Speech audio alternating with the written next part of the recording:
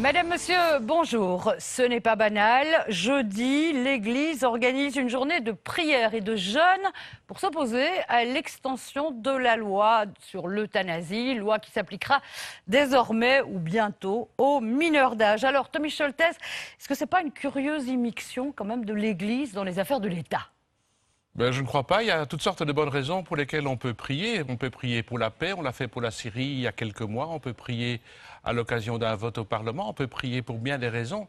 Et je crois que c'est une manière extrêmement discrète, en fait, de se manifester, puisque comme on n'est pas à l'ère de l'opinion unique et de la pensée unique, et que même si les choses doivent se dérouler au Parlement, et l'Église ne va pas du tout contester que les choses doivent se dérouler au Parlement, il n'empêche que l'on peut avoir des opinions différentes. D'ailleurs, il y a des médecins qui ont des opinions différentes, il y a des infirmières qui ont des opinions différentes, il y a des parents. Et donc, on dit, tiens, est-ce que vraiment on a bien discuté? Et alors, on a appris en plus qu'avant le vote à la Chambre, il n'y aurait pas de discussion nouvelle, de consultation nouvelle d'experts. Il y en a eu au Sénat, mais il n'y en a pas eu à la Chambre. On se dit, tiens, est-ce qu'on n'est pas en train de précipiter? Et c'est ce que 38 médecins, il y a quelques jours, viennent encore de dire. On va y revenir. Jacques Brotchi, comme sénateur, vous avez porté, vous, l'extension de cette loi sur l'euthanasie aux mineurs. Est-ce que vous avez l'impression que l'Église, là, sort de son rôle, que Monseigneur Léonard, en particulier, qui appelle à la prière et aux jeunes, sort de son rôle? Mais personnellement, je suis pour le fait que tout soit discuté, et largement discuté. Mais par contre, cet appel à la prière est pour moi un moyen de pression d'un autre âge, un moyen de pression qui veut peser sur toute la société. Je répondrai à Monseigneur Scholtes que la Chambre considère que le Sénat a bien travaillé. Et nous avons au Sénat travaillé pendant des mois durant, auditionné dans tous les sens. Et la Chambre considère que le Sénat lui donne un produit quasi fini avec les détails de toutes les auditions. Et je peux comprendre que la Chambre dise pourquoi allons-nous auditionner encore et répéter ce que le Sénat a déjà fait. Et vous considérez que l'Église peut intervenir dans ce type de débat? Ça ne me dérange absolument pas que l'Église appelle à la prière. Ce qui me dérange, c'est la pression morale sur les personnes, sur les politiciens, de par justement le poids de l'Église. Or, nous vivons dans une société où il y a séparation de l'Église et de l'État. Et cette séparation est pour moi une garantie de la démocratie. Je dirais même plus, ce n'est pas la séparation de l'Église et de l'État, c'est la séparation des religions et de l'État. Et je ne vise pas l'Église. Je pense que nous devons vivre de manière moderne et démocratique en séparant les convictions religieuses et le fonctionnement de l'État. Mais je crois que c'est vrai, on ne prétend pas du tout faire une différence et contraindre qui que ce soit. Mais je crois que l'opinion publique, elle n'est pas uniquement au Parlement. Elle est dans tous les groupes qui existent. Et ce n'est pas pour rien que 38 médecins viennent d'exprimer en disant « Attendez, on n'en a pas eu besoin vraiment aux Pays-Bas alors qu'il y a une loi. Il n'y a pas de véritable urgence, il n'y a pas de véritable besoin de voter une loi pareille. » J'entends que même des parlementaires européens, pas un grand nombre, mais un nombre quand même, 58, viennent de dire « Attention, vous, à ce que vous êtes en train de faire. » En Belgique, on va tellement vite. En France, la réflexion est tout à fait différente. Et là, l'Église est bien séparée de l'Église et de l'État. Mais quand on parle de la laïcité, et je suis tout à fait d'accord de parler de la laïcité, parlons-en de manière positive, c'est-à-dire en exprimant nos opinions clairement. Monseigneur Delville vient de rejoindre aussi le mouvement, organise aussi une veillée. L'évêque de Liège. Et donc, je crois que c'est très important que le débat continue à exister. Et j'entends, dans la pratique, moi j'accompagne très régulièrement des enfants dans ce chemin de mort, il faut bien le dire. Mais ce chemin de mort qui est un accompagnement par les soins palliatifs devient à un moment donné un véritable accompagnement. Et les médecins disent pourtant, les soins palliatifs peuvent compenser la douleur, même quand elle devient insupportable. Acceptons et acceptez, vous familles, qu'il y ait une sédation qui soit faite pour un enfant qui ne peut plus supporter la douleur. C'est évident. Ne faisons pas, évidemment, d'acharnement thérapeutique, mais acceptons d'accompagner jusqu'au bout avec une solidarité. Parce qu'on a beau dire, l'euthanasie que l'on pratique, elle n'est pas uniquement une demande de quelqu'un, elle oblige aussi d'autres à la pratiquer à un moment donné. Est-ce qu'elle oblige quoi que ce soit, Jacques Brocchi? Parce que Elle n'oblige en rien. Le droit à l'euthanasie Non. n'empêche pas les soins palliatifs. Non. Si quelqu'un demande l'euthanasie et qu'il est dans les formes et dans les règles, il y a... Moi, j'ai entendu l'autre jour à un congrès où des infirmières disaient, vous savez, c'est extrêmement dur à vivre dans le concret. Et donc, moi, je pense qu'on a tellement de moyens pour accompagner bien qu'il n'est pas nécessaire de passer par l'euthanasie. Je ne suis pas d'accord avec vous. Que ce soit dur à vivre dans le concret, là, je suis d'accord avec vous. Et il y a la liberté de conscience qui est là pour tout le monde, qui est là pour les médecins, qui n'est pas obligé de suivre une demande émanant d'un malade. Elle est là pour les infirmières.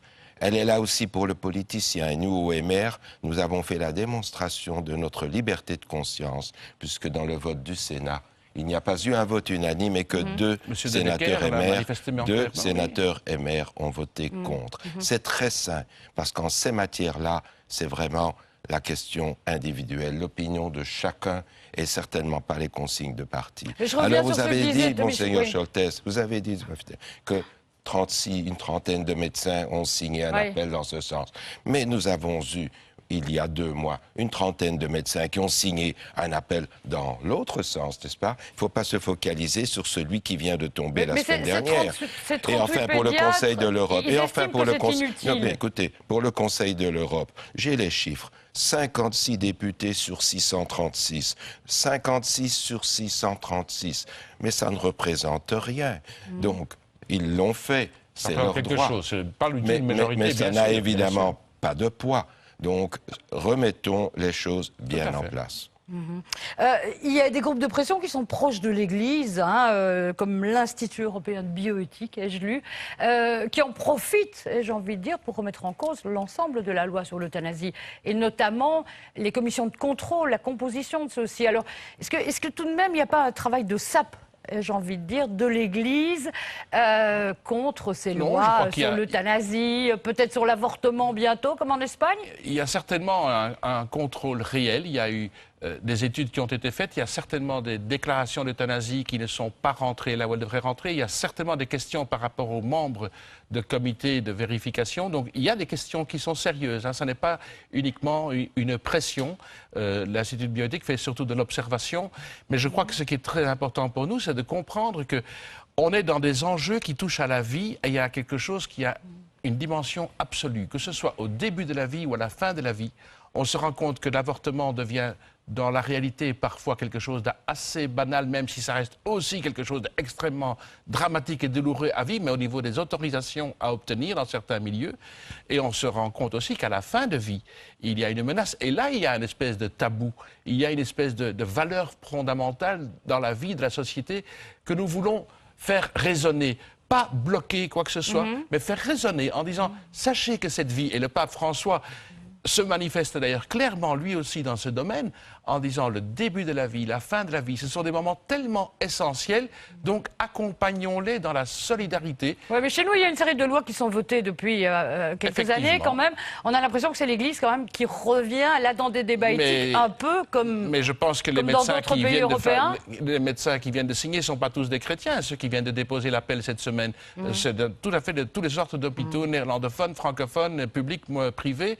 Mais je crois que le cœur du mystère de la vie, et c'est là qu'il faut se trouver, dans l'accompagnement de la souffrance, en particulier d'un enfant, parce que c'est la chose la plus insupportable qui soit pour des parents, pour l'enfant et pour l'entourage proche, doit être vécue comme une mort douce. Une mort douce. Et nous la souhaitons tous dans le cadre... Jacques Brocchi, alors c'est le retour de l'Église, du conservatisme peut-être dans ces questions éthiques? Mais moi je pense que l'Église n'a pas sa place dans ces discussions. Elle a sa place peut-être en tant que témoin que l'on va écouter, bien sûr, de la même manière que on fait des auditions pour entendre les diverses opinions et pour être éclairé. Mais ce qui me dérange, ce sont les pressions. C'est le vouloir imposer un certain mode de pensée. Prenons un autre exemple qui ne concerne pas l'Église catholique, mais je suis offusqué que maintenant, dans un certain nombre d'écoles, au nom de la religion, tous les élèves doivent manger halal. C'est un autre débat. Mais c'est également la pression d'une religion. C'est le retour de la religion qui n'est pas dans la acceptable. vie en société. Donc moi, je pense, j'ai beaucoup de respect pour les religions, au sens large du terme, comme évidemment j'ai beaucoup de respect pour la laïcité. Je pense que toutes les opinions de pensée doivent pouvoir s'exprimer dans une démocratie, surtout comme la nôtre. Je pense aussi qu'on ne peut pas dire que l'euthanasie n'est pas une mort douce. Je suis désolé. Il faut tenir compte, et je l'ai vécu, des demandes. Elles sont rares, mais il faut accompagner son patient jusqu'au bout. Le rôle du médecin est de se battre pour la vie, mais aussi de se battre pour une fin de vie qui soit une bonne fin de vie. Donc la loi sera votée dans les prochains jours, Jacques Brotchi. Et je pense que l'euthanasie est une des formes de fin de vie.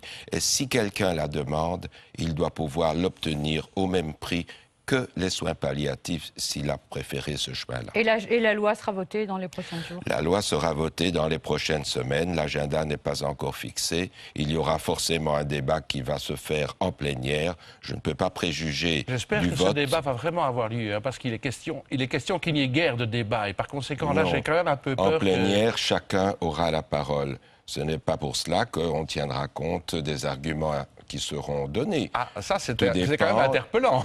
Non, c'est neuf. Non, tout dépend je dirais, du brio des personnes qui vont défendre les arguments. Eh bien, on suivra tout ça. Merci, messieurs. Et tout de suite, d'autres controverses. Merci.